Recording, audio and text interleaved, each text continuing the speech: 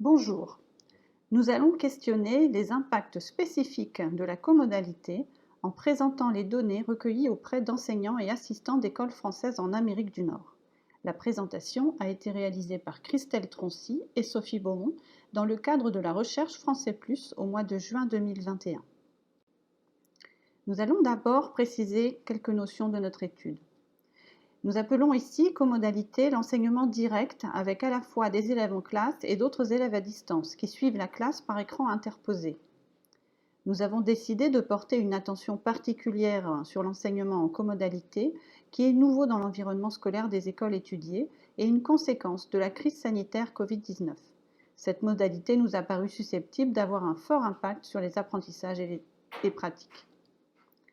Nous avons questionné la manière dont les enseignants percevaient cet impact à partir de comparaisons entre les réponses des enseignants qui se sont trouvés en situation de comodalité et celles des enseignants qui n'ont pas expérimenté cette situation. Ce sera l'objet des diapositives « Impact de la comodalité ».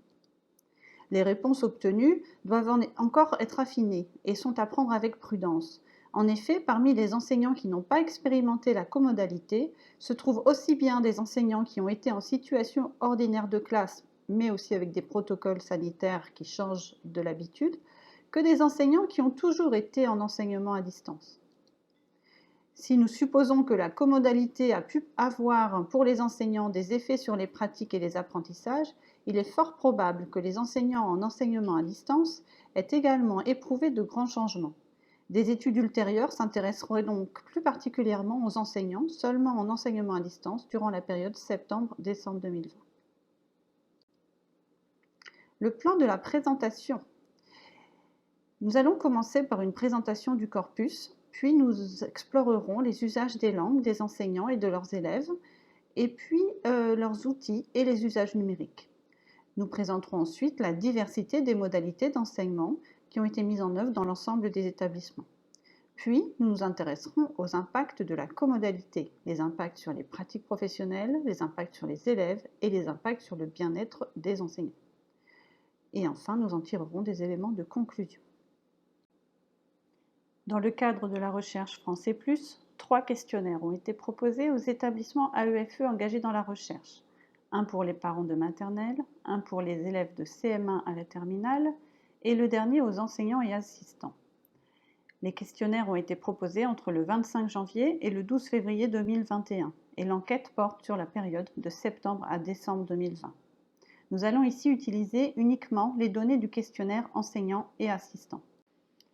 Ce sont 33 assistants et 199 enseignants qui ont répondu au questionnaire Français Plus, dont plus de 50% sont titulaires de l'éducation nationale.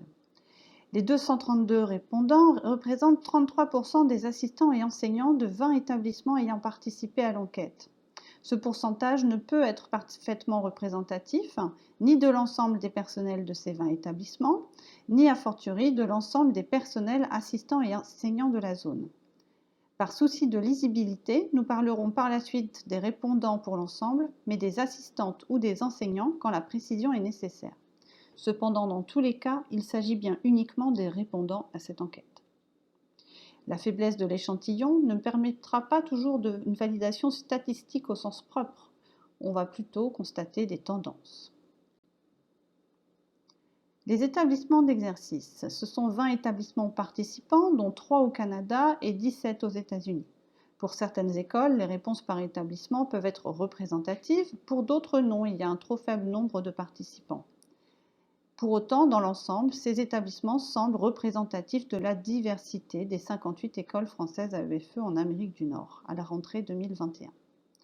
Les grands établissements qui ont beaucoup de réponses influenceront les résultats qui ne sont pas pondérés par établissement.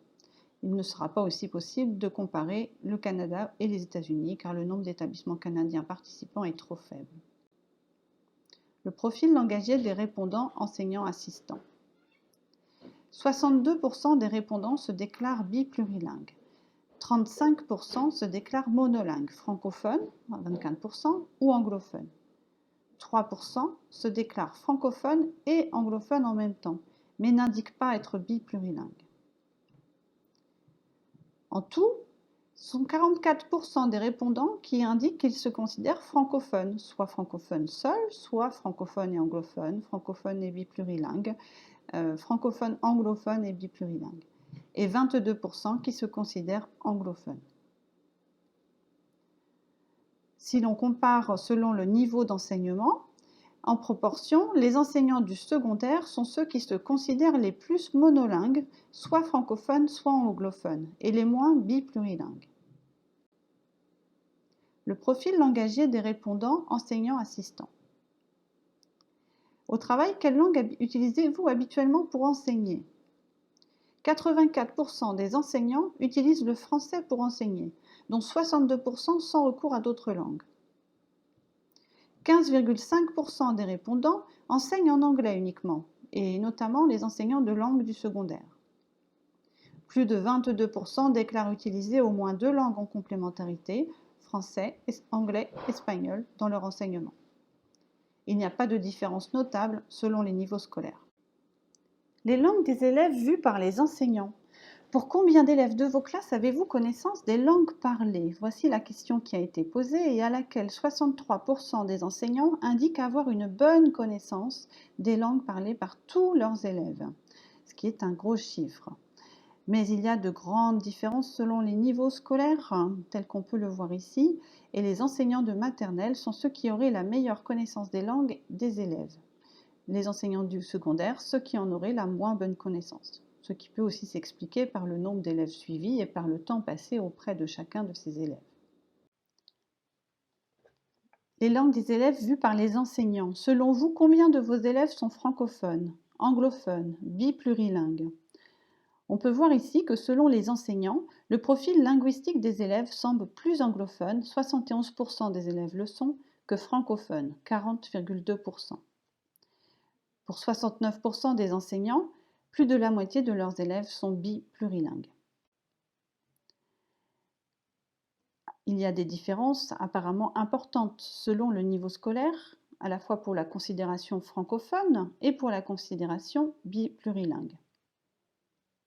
Les enseignants de maternelle sont les moins enclins à considérer leurs élèves francophones ou biplurilingues. Les usages des langues par les élèves selon les enseignants. Est-ce que vos élèves utilisent habituellement plusieurs langues pour réaliser leur travail? 65% des enseignants identifient l'usage de plusieurs langues chez au moins la moitié des élèves pour réaliser le travail scolaire. 10% indiquent que tous les élèves s'appuient sur des pratiques plurielles des langues pour le travail scolaire. A l'inverse, c'est aussi 10% des enseignants qui indiquent que leurs élèves ont une pratique monolingue pour le travail scolaire. Donc on voit que les avis sont assez partagés. Et peut-être les publics aussi très différents. Il n'y a pas d'écart significatif selon le niveau d'enseignement, cependant les réponses faisant état de pratiques plurilingues affirmées semblent augmenter significativement entre la maternelle et les autres niveaux, ce qui peut être compris dans le cadre d'un bilinguisme scolaire typique d'une école AEFE, une école française à l'étranger. L'impact du plurilinguisme des élèves sur les apprentissages. Quelle représentation? Selon vous, l'usage de plusieurs langues peut aider les élèves à apprendre? Les représentations sont neutres. 30% ne se prononcent pas ou disent ça dépend, nuancé. 28% indiquent une représentation positive, pensent que cela peut aider, et 40% même très positive concernant l'usage de plusieurs langues pour mieux apprendre. Le plurilinguisme des élèves, comme un atout, fait donc partie des représentations dominantes chez les enseignants de l'étude. Sans que cela soit très affirmé, cette représentation est un peu plus forte chez les enseignants des niveaux maternels et primaires. Le ressenti sur l'impact de l'hétérogénéité linguistique des élèves en classe. Entre septembre et décembre 2020, l'hétérogénéité linguistique de votre classe a-t-elle posé des difficultés particulières? Pour 60% des répondants, l'hétérogénéité linguistique des élèves n'a pas posé de difficultés particulières pendant la crise sanitaire sur la période septembre à décembre 2020. Seuls 30% déclarent que cela en aurait posé. Il n'y a pas d'écart selon le niveau d'enseignement, ni selon le fait d'avoir ou non enseigné en comodalité. La maîtrise des outils et usages numériques des enseignants et des assistants. Comment estimez-vous vos pratiques numériques? Les enseignants et les assistants se sentent quasiment tous compétents pour les pratiques numériques dans un usage professionnel. Plus de 10% se déclarent experts. Le matériel informatique fourni par l'école correspondait à vos besoins? Les 3/4 des répondants indiquent avoir été bien équipés par l'établissement. Les évolutions des usages numériques des enseignants. Pour enseigner, quels outils ou applications numériques ont été utilisés par les enseignants plus ou moins qu'avant la crise sanitaire? Les exerciceurs en ligne, les vidéos en ligne, les audios en ligne. Les usages numériques ont fortement évolué pendant la période de septembre à décembre 2020 pour la majorité des enseignants de l'étude. On peut voir que 99% des enseignants ont indiqué avoir utilisé la vidéo en ligne, dont près de 70% plus souvent qu'avant la crise sanitaire. Les enseignants sont nombreux à avoir utilisé plus souvent les exerciceurs en ligne. Entre 16 et 29% des enseignants, selon les outils, déclarent ne pas avoir modifié leurs usages de ces outils numériques. Les quiz en ligne sont utilisés par presque un enseignant sur deux. En même temps, les enseignants sont moins nombreux à déclarer que leur usage est identique et 1/4 des enseignants ne les utilisent pas. Cela correspond probablement à une innovation pour les pratiques enseignantes d'intégrer des quiz en ligne. Le ressenti des enseignants sur l'accès aux outils numériques des élèves. Pensez-vous que vos élèves rencontrent des difficultés techniques ou des difficultés d'équipement pour suivre la classe? Les répondants pensent que les difficultés techniques sont présentes auprès de 39% des élèves. Les modalités d'enseignement entre septembre et décembre 2020. Environ 60% des enseignants ont toujours ou presque toujours enseigné en classe, à l'école avec leurs élèves. Cela inclut la comodalité. Parmi les 30% qui n'ont jamais enseigné dans leur classe de manière ordinaire, on retrouve environ 2/3 qui ont enseigné toujours à distance, soit environ 18% du total des répondants, et 1/3 qui ont toujours enseigné en alternance, en classe et à distance, environ 10% des répondants. Il y a une variable sur le niveau d'enseignement, puisque l'enseignement à distance a été une modalité existante sur tous les niveaux, mais avec des écarts importants. En maternelle, seulement 8% des enseignants ont été 100% à distance, contre 35% des enseignants du secondaire. Il existe une variable établissement. Il existe des écarts importants entre les écoles de l'étude et entre les enseignants d'une même école, en lien probablement avec les différences de niveau que nous avons vues précédemment. Les modalités d'enseignement ont été diverses et complexes au sein des écoles et au sein du réseau. Peu d'écoles ont eu une modalité unique sur la période de septembre à décembre 2020. C'est un enseignement dans des modalités instables et complexes. La comodalité. Enseigner à des élèves en partie en classe, en partie à distance. À la question « Enseignez-vous en comodalité ?», plus de la moitié des enseignants indiquent oui, qu'ils ont enseigné avec de la comodalité. Cette modalité a été utilisée sur tous les niveaux, mais avec une proportion plus élevée au fur et à mesure de l'âge des élèves, 44% en maternelle contre 65% au secondaire. Il y a aussi une grande différence selon les établissements. L'impact global de la comodalité. Les répondants ici sont uniquement les enseignants qui ont déclaré enseigner en comodalité, soit 57% de l'ensemble de l'étude. Pensez-vous que les élèves qui sont à la maison apprennent moins ou plus par rapport à ceux en classe? Et comment vous sentez-vous sur l'enseignement avec la comodalité? La majorité des enseignants concernés par la comodalité expriment un avis nuancé sur cette modalité d'enseignement, à la fois concernant l'impact sur les apprentissages des élèves qui sont à la maison, que sur leur confort pour enseigner. 34% expriment un inconfort sur cette modalité de travail. Très peu d'enseignants pensent que les élèves à la maison ont appris plus que ceux qui étaient en classe, alors que près de 38% indiquent que les élèves à la maison ont appris moins que les élèves en classe. Soutenir les élèves qui ont des difficultés d'apprentissage avec ou sans la comodalité. De manière très significative, les enseignants et les assistants qui utilisent la comodalité sont plus nombreux à relever un impact négatif sur les élèves qui ont des difficultés d'apprentissage que les autres. Les non-réponses sont beaucoup moins nombreuses, 35%, chez les enseignants en comodalité que chez les enseignants qui ne sont pas en comodalité. Il peut y avoir une plus grande vigilance chez les enseignants en comodalité sur le soutien aux élèves. Et ou alors, les enseignants en situation ordinaire peuvent ne pas ressentir d'impact spécifique cette année. Évaluer avec ou sans la comodalité. L'évaluation est un item relevé comme pertinent pour plus de la moitié des répondants, quelle que soit la modalité, entre 59% et 52%.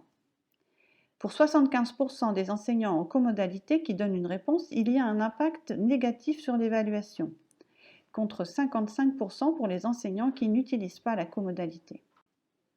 Enseigner de nouvelles leçons avec ou sans la comodalité. Les enseignants qui utilisent la comodalité semblent plus nombreux à se sentir concernés par cet item. La proportion d'avis positifs est dominante et identique aux enseignants qui ont d'autres modalités d'enseignement. En revanche, l'écart est significatif sur l'augmentation du nombre d'enseignants qui identifient un impact négatif. La comodalité impacte l'enseignement de nouvelles leçons. Motiver les élèves avec ou sans la comodalité.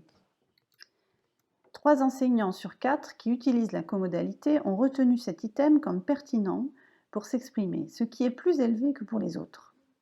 Les enseignants qui utilisent la comodalité sont plus nombreux à déclarer un impact négatif sur la motivation, 53%, que les autres, 41%, même si la relation n'est pas établie de manière significative sur un plan statistique. Soutenir les élèves fragiles en français, avec ou sans la comodalité. Les enseignants qui utilisent la comodalité sont plus nombreux à relever un impact négatif que les autres sur le soutien aux élèves fragiles en français. Mais beaucoup ne répondent pas, plus de 42%. Différencier avec ou sans la comodalité. Différencier est le seul item où le nombre de non-réponses est légèrement plus important chez les enseignants en comodalité, 39% contre 35%. Les enseignants qui utilisent la comodalité sont un peu plus nombreux à indiquer un impact négatif pour différencier, mais ce n'est pas significatif. Il y a des pratiques des enseignants et des assistants pour lesquelles on n'a pas vu d'impact spécifique en lien avec la comodalité. Par exemple, collaborer avec les familles, collaborer avec les collègues, utiliser le numérique pour enseigner, soutenir les élèves fragiles en anglais, là on avait peu de répondants, échanger avec les élèves, co-enseigner, préparer des leçons et gérer la classe. La comodalité ne semble donc pas avoir un impact spécifique sur ces pratiques. La comodalité et les compétences académiques des élèves.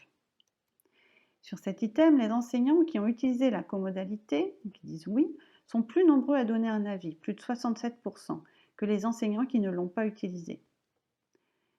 Presque la moitié, 48% des enseignants qui ont utilisé la comodalité déclarent que les conditions d'enseignement ont un impact uniquement négatif sur les compétences académiques des élèves. Les enseignants qui ont un avis nuancé, impact positif et négatif, sont peu nombreux, et seulement chez ceux qui ont expérimenté la comodalité. La comodalité est la capacité à collaborer des élèves. Près d'un enseignant sur 2 en comodalité, 46%, ressent une difficulté des élèves à collaborer, alors que ce n'est qu'un enseignant sur 3 quand ils ne sont pas en comodalité. La comodalité est la maîtrise des langues des élèves. Les enseignants en comodalité sont moins nombreux à exprimer un avis positif que les autres. Il y a un petit impact ressenti de la comodalité sur la maîtrise du français des élèves. Concernant la maîtrise de l'anglais, il n'y a pas de différence significative entre les enseignants en comodalité et les autres sur les conditions d'enseignement sur la comodalité par rapport à la maîtrise de l'anglais chez les élèves. Cependant, il y a un taux très élevé de non-réponse. La majorité des enseignants étant français, ils ne se sont peut-être pas sentis concernés par ce critère ou pas compétents pour répondre, ce qui peut témoigner d'une vision aussi cloisonnée des langues. L'absence d'impact de la comodalité au niveau des élèves concernera la motivation des élèves, les interactions sociales des élèves, le bien-être des élèves et l'autonomie des élèves. Ici, il n'y a pas de différence significative des réponses des enseignants selon qu'ils ont été en comodalité ou non sur ces items. Rappelons aussi que les enseignants qui n'étaient pas en comodalité pouvaient être en enseignement à distance, pouvaient être aussi en enseignement en classe, mais avec des protocoles assez lourds. Donc on a des résultats qui sont largement négatif pour l'ensemble des enseignants, mais donc la comodalité n'influence pas particulièrement. On peut remarquer qu'il y a de manière significative des écarts, c'est concernant les non-réponses. C'est-à-dire que les enseignants qui sont en comodalité ont été plus nombreux à exprimer un avis que les autres. Et leur avis, dans ce cas-là, était légèrement plus négatif, mais aussi légèrement plus nuancé. C'est-à-dire qu'on a des enseignants en comodalité qui pouvaient voir un impact à la fois positif et négatif sur certaines de ces compétences. L'impact sur le bien-être des enseignants et des assistants. 2 questions ont été posées, l'impact des conditions d'enseignement sur votre bien-être et mon niveau de stress au travail. La comodalité impacte de manière négative le bien-être des enseignants et de façon très significative. Le niveau de stress au travail est plus important chez 70% des enseignants, quelle que soit la modalité. Cependant, l'intensité exprimée est plus élevée chez les enseignants en comodalité, sont 51% contre 23%. Conclusion sur la comodalité. Plus d'un enseignant sur deux, 57%, a utilisé la comodalité entre septembre et décembre 2020. Cela engendre un stress plus intense et impacte négativement le bien-être des personnels. Les enseignants ont des avis très partagés concernant la comodalité en général et 38% des enseignants en comodalité déclarent que les élèves ont moins bien appris à cause des modalités d'enseignement cette année, alors que seulement 5% pensent que la comodalité a été un atout pour les apprentissages. La majorité a un avis nuancé. Selon les enseignants, la comodalité semble être une difficulté supplémentaire pour les élèves qui ont des difficultés d'apprentissage sur les compétences académiques et sur la maîtrise du français. Nous pouvons faire une synthèse des impacts de la comodalité en nous intéressant d'abord au point de vue des enseignants sur les enseignants. Et donc là, nous pouvons mesurer un impact négatif qui est une tendance statistique confirmée sur le stress, le bien-être au travail et sur le soutien des élèves qui ont des difficultés d'apprentissage. Nous avons aussi un impact négatif, mais moins affirmé, pour évaluer les élèves et enseigner de nouvelles leçons.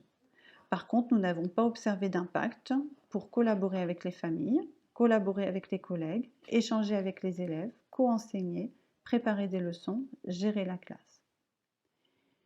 Nous avons des petits écarts, mais qui ne sont pas suffisants pour être une tendance statistique. De petits écarts qui seraient légèrement négatifs, qui pourraient questionner, qui seraient peut-être à approfondir pour motiver les élèves, différencier, soutenir les élèves fragiles en français, soutenir les élèves fragiles en anglais. À l'inverse, ce serait éventuellement un impact positif pour utiliser le numérique pour enseigner. Mais encore une fois, cela n'a pas été valide sur un plan statistique. Concernant les impacts sur les élèves, et là on rappelle qu'on est bien du point de vue des enseignants, il y aurait un impact négatif sur les compétences académiques des élèves et sur la maîtrise du français. Il n'y a pas eu d'impact confirmé, mais pour autant on peut remarquer un écart sur l'autonomie des élèves, les interactions sociales, la capacité à collaborer, l'engagement et la motivation, la maîtrise de l'anglais et le bien-être des élèves. Ces chiffres sont à prendre avec prudence puisque notre échantillon était peut-être un petit peu trop faible pour pouvoir être plus affirmatif. Nous vous remercions d'avoir écouté cette présentation et vous pouvez accéder à l'ensemble des premiers résultats de la recherche Français Plus sur notre site. Nous vous remercions. Au revoir.